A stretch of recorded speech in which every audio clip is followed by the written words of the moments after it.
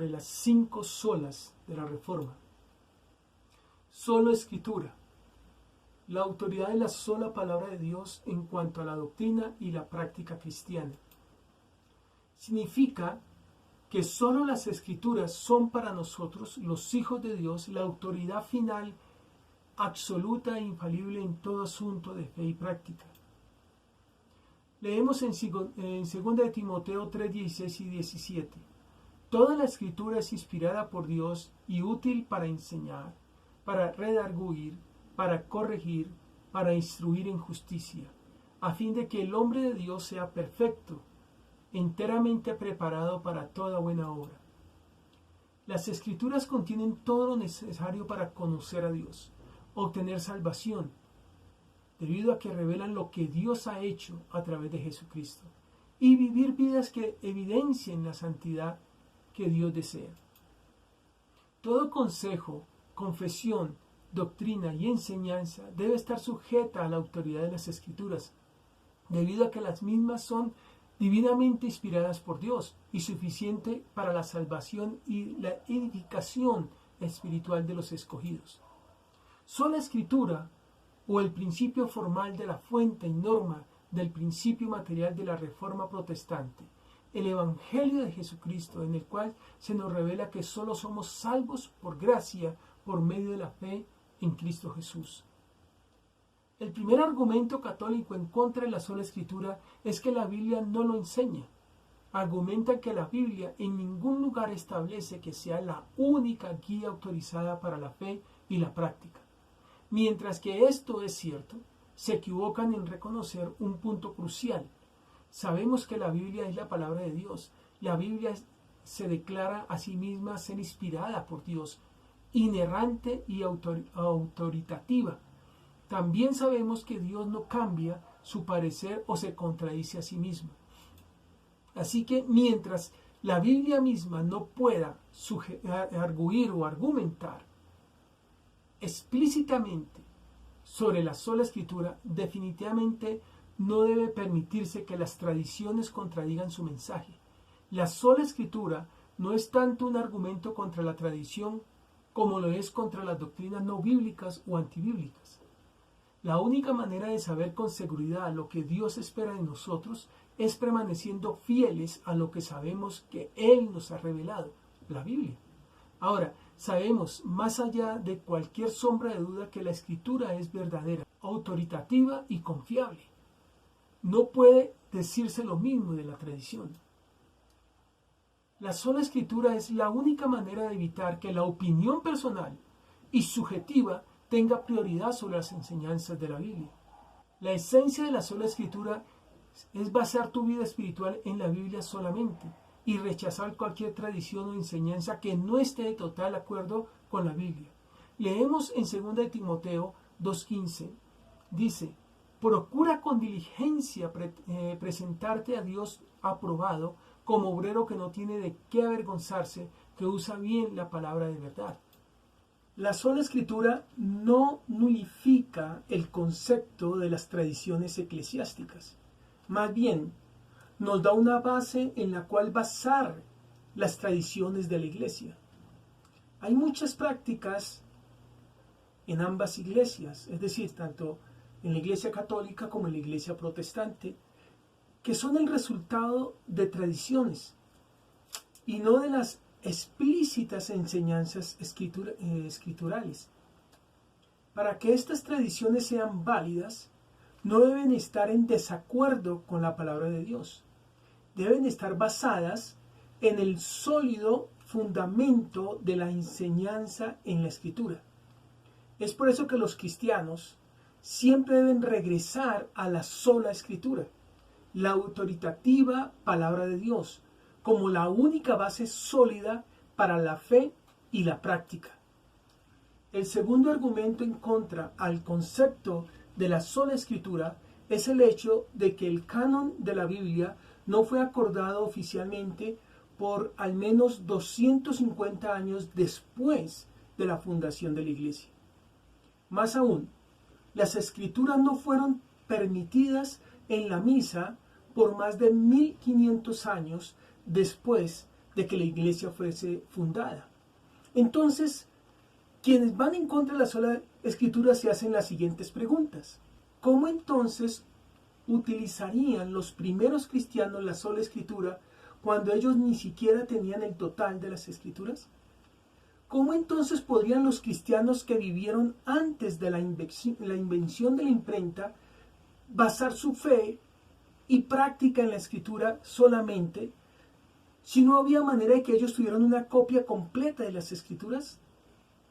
¿Cómo hablar de solo escritura con los más altos índices de analfabetismo a través de la historia?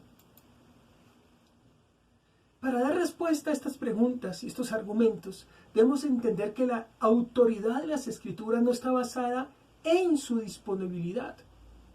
La autoridad de las escrituras es universal, porque es la palabra de Dios. Y su autoridad, el hecho de que la escritura no estuviera accesible o disponible, o aún el hecho de que la gente no pudiera leer, no cambia el hecho de que la escritura es la palabra de Dios.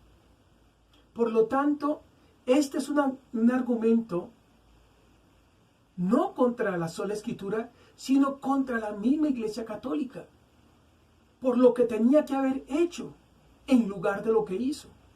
La Iglesia Católica debía haber hecho su máxima prioridad el copiar la escritura.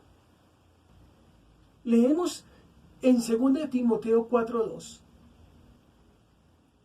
que prediques la palabra, que instes a tiempo y fuera de tiempo, redarguye, reprende, exhorta con toda paciencia y doctrina.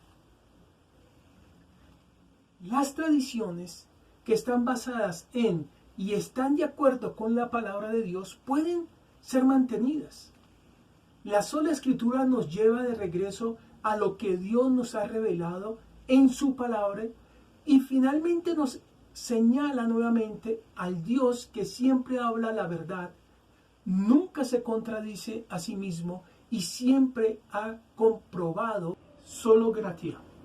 La salvación por la pura gracia de Dios, sin necesidad de ninguna obra humana. Significa que la salvación es un regalo inmerecido que proviene de Dios, dado solamente por gracia a nosotros. La Biblia nos dice en Efesios capítulo 2, versos 8 y 9, porque por gracia sois salvos, por medio de la fe, y esto no de vosotros, pues es don de Dios, no por obras, para que nadie se gloríe.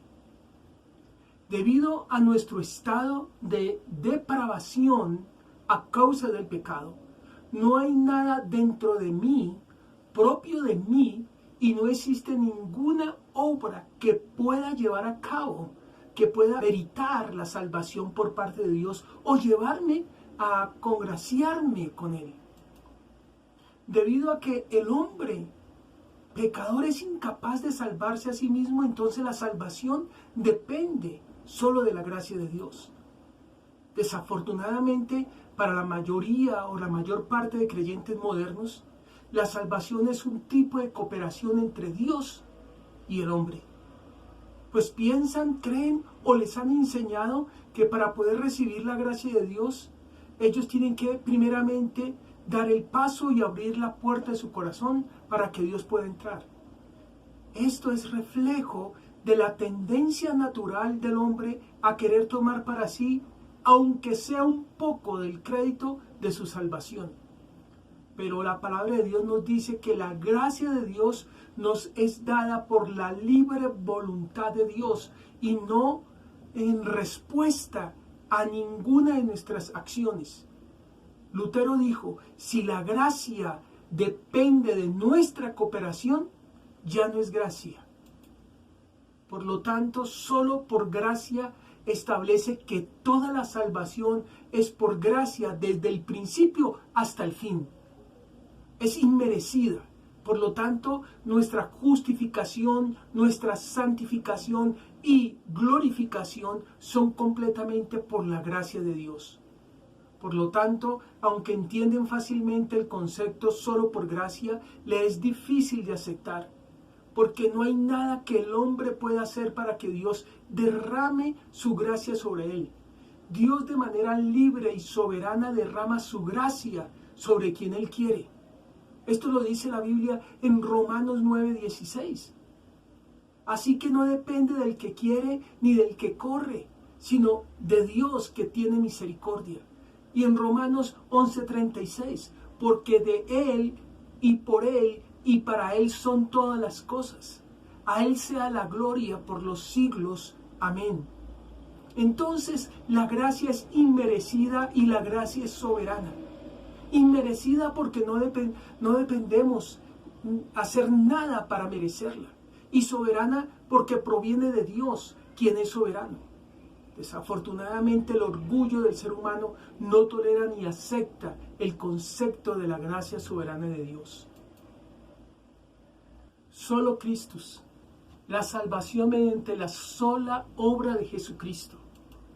Significa que Cristo es el único mediador entre Dios y los hombres y que fuera de Él no hay salvación. Leemos en 1 Timoteo capítulo 2 verso 5.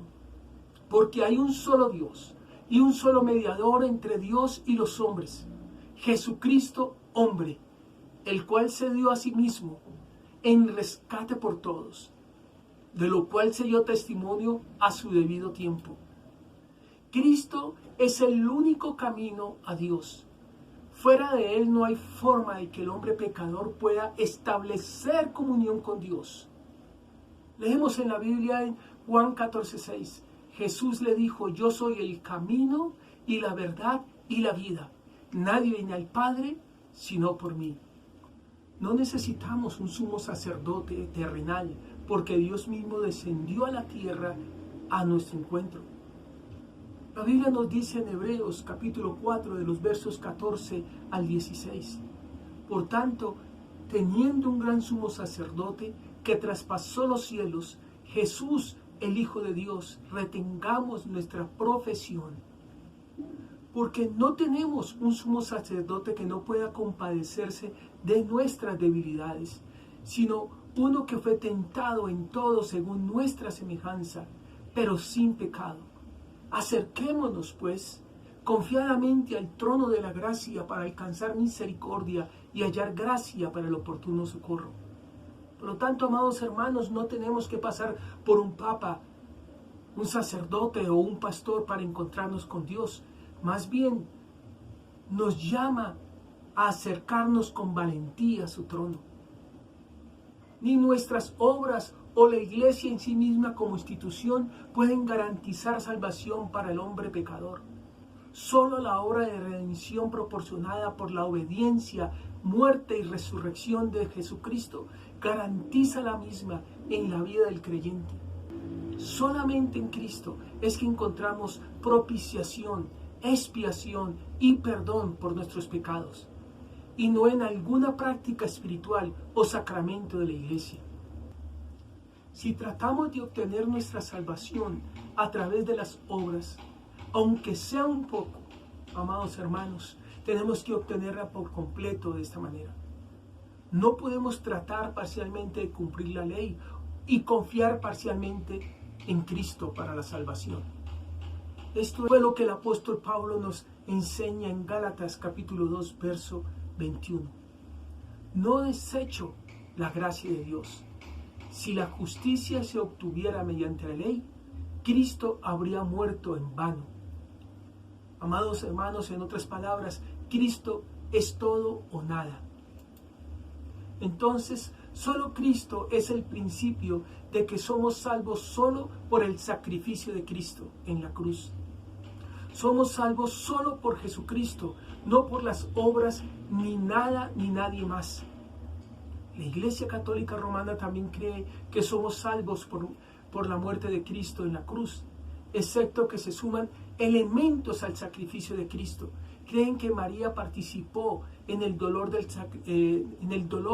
del sacrificio de Cristo, que el Papa media entre el hombre y Dios, y que nuestras buenas obras como participar en los sacramentos de la Iglesia son necesarias para recibir la gracia de Dios. El apóstol Pablo deja claro y explícito que el único hombre, Cristo Jesús, murió para que podamos tener justificación, vida y justicia. Eso lo vemos claramente en Romanos capítulo 5, del verso 17 al 19. Pues si por la transgresión de un solo hombre reinó la muerte, con mayor razón los que reciben en abundancia la gracia y el don de la justicia reinarán en vida por medio de un solo hombre, Jesucristo. Por tanto, así como una sola transgresión causó la condenación de todos, también un solo acto de justicia produjo la justificación que da vida a todos. El autor de Hebreos, por inspiración divina, dejó claro que la obra de Cristo fue una sola vez y para siempre, y su sangre nos aseguró una redención eterna, como se lee en Hebreos capítulo 9, verso 12. No por sangre de machos cabríos ni de becerros, sino por su propia sangre, entró una vez y para siempre en el lugar santísimo, habiendo obtenido eterna redención. Eterno, y una sola vez y para siempre. Claramente no da cabida a ningún ser creado ni a ningún ser humano para sumarse a la obra de Cristo, solo Cristo.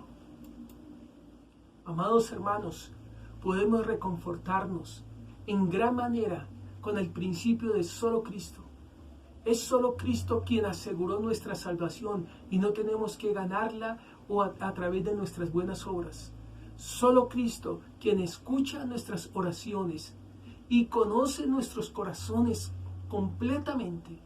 Y es solo Cristo quien nos ama incondicionalmente mientras conoce nuestros corazones completamente.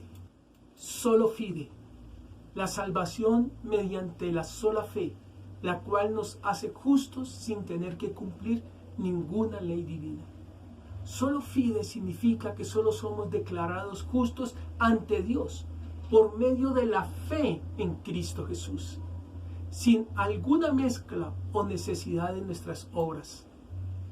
Debido a que nuestras obras están cubiertas por el pecado que mora en nosotros, son incapaces de poder ganar algún tipo de favor o congraciarnos con Dios.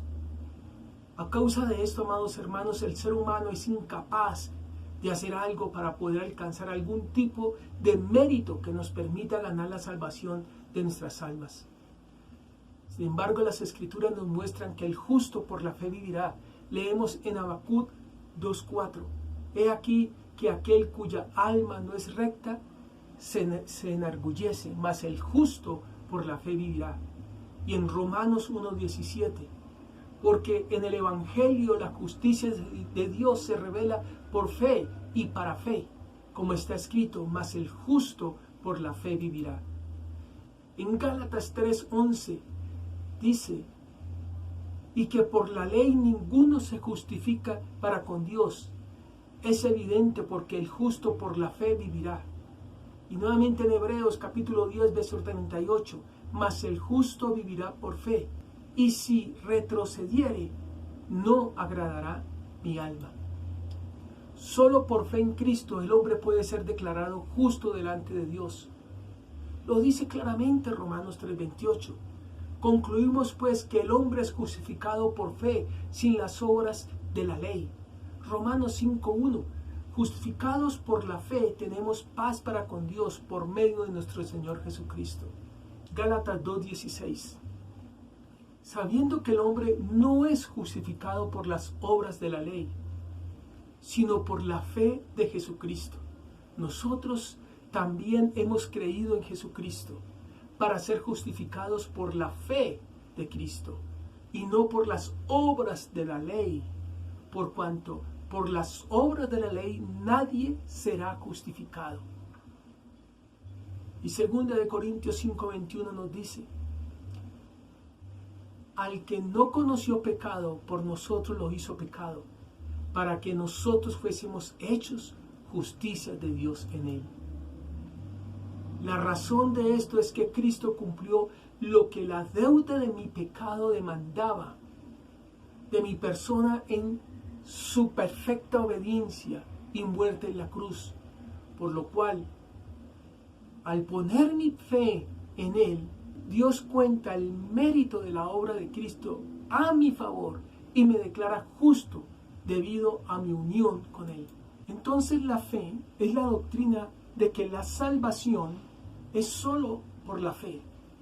El término emergió a consecuencia de la traducción que Lutero hizo de Romanos 3:28, en la que agregó la palabra solamente a la frase el hombre se justifica solamente o solo por fe, aparte de las obras de la ley.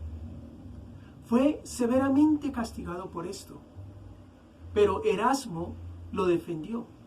La traducción que hizo Lutero es justificable en vista de la única alternativa, a saber, la justificación por las obras que Pablo expresamente rechazó.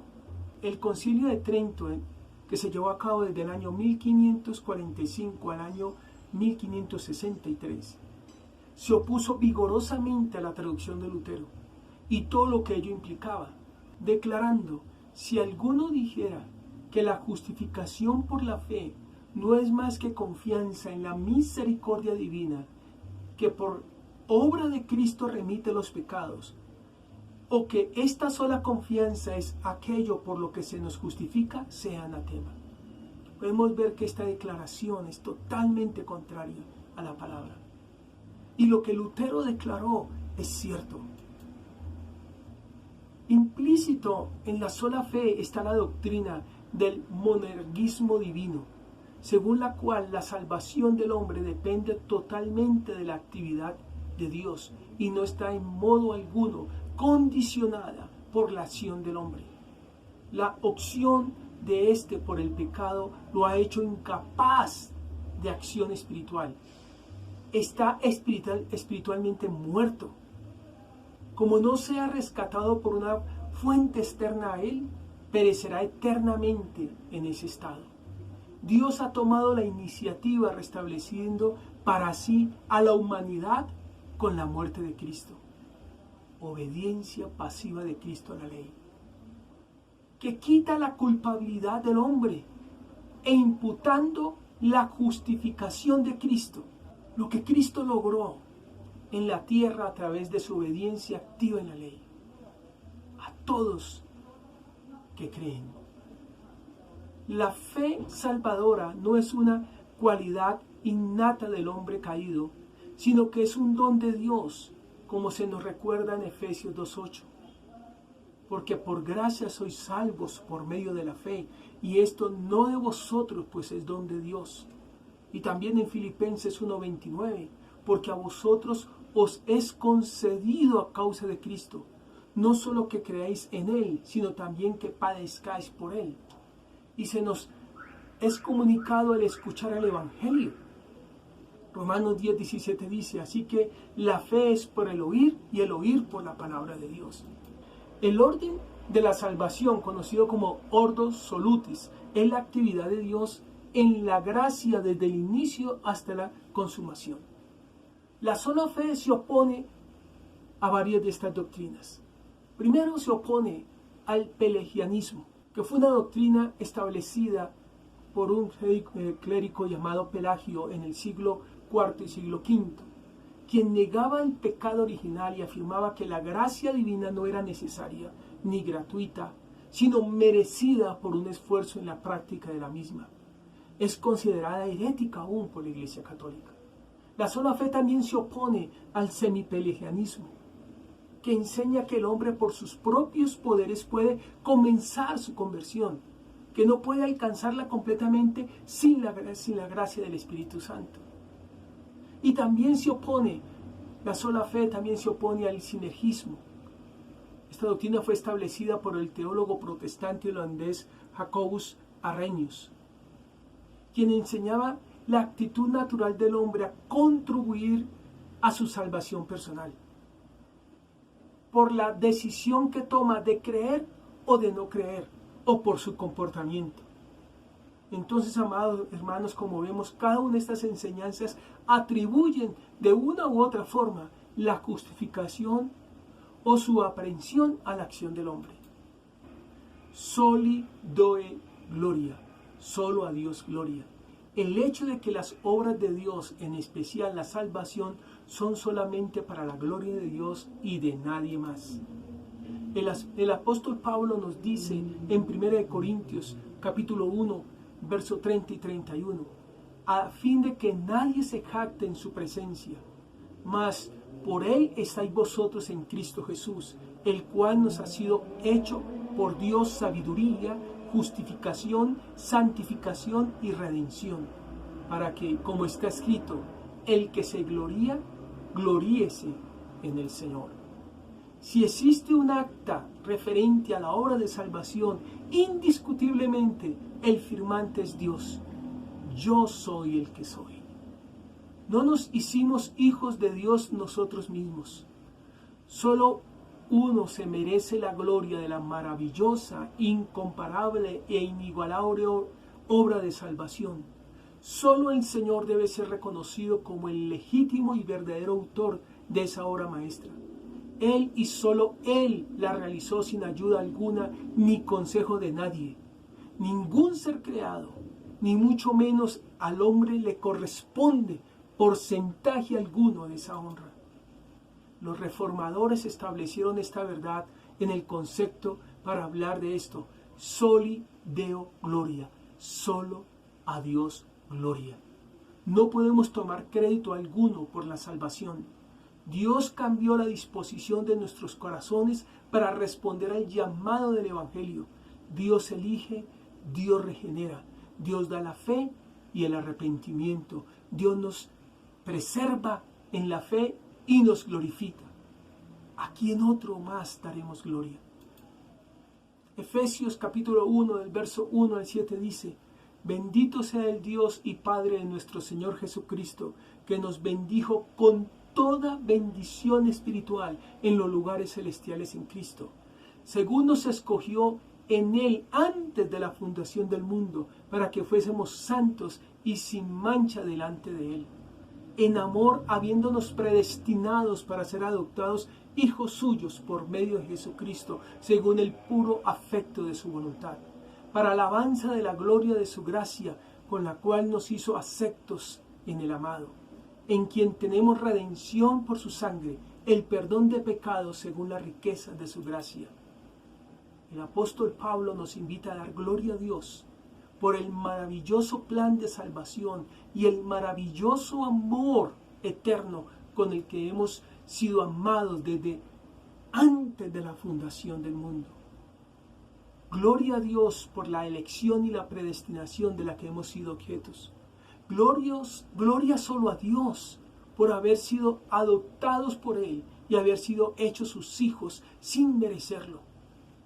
¿A quién más hemos de rendir tributo y honra? Si hay medalla de triunfo, si hay trofeo o placa de reconocimiento, es únicamente para Dios. Toda acción de gracia es para el Señor. Leemos en el verso 7 que en Él tenemos redención mediante su sangre, el perdón de nuestros pecados según la riqueza de su gracia. Todo lo realizado por el Padre fue hecho en base al mérito del Hijo. Dios Hijo, Dios el Hijo. Por eso habla de que recibimos toda bendición en Cristo, que nos escogió en Cristo, porque el único libre de pecado y quien nunca cometió pecado se dispuso y tomó nuestro lugar en la cruz del Calvario y poner en nuestra cuenta su justicia.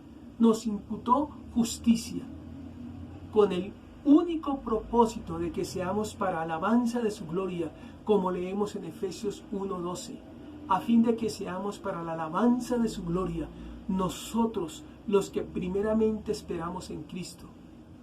Amados hermanos, por todo esto, solo a Dios gloria. También leemos en Efesios capítulo 1, del verso 13-14.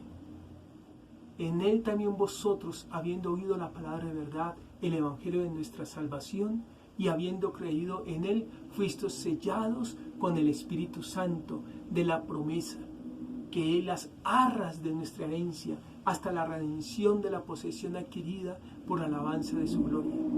La tercera persona de la Trinidad, Dios, el Espíritu Santo, nos sella, nos da la marca que muestra y garantiza que somos posesión de Dios.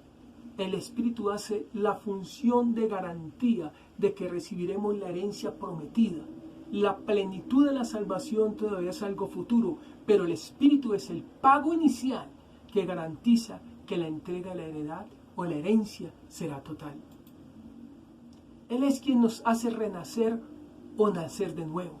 Él es quien obra en nosotros el convencimiento de pecado y nos da la gracia de arrepentimiento. Él es quien nos da la fe para que creamos en Jesús y depositemos nuestras almas en sus manos para salvación. Él es quien nos guía y nos santifica, quien nos persevera y nos glorifica con el único propósito de que nosotros demos solo gloria a Dios. Entonces, amados hermanos, el Padre planificó la salvación, proveyó esa salvación en la muerte de su Hijo y aplicó esa salvación por medio de su Espíritu.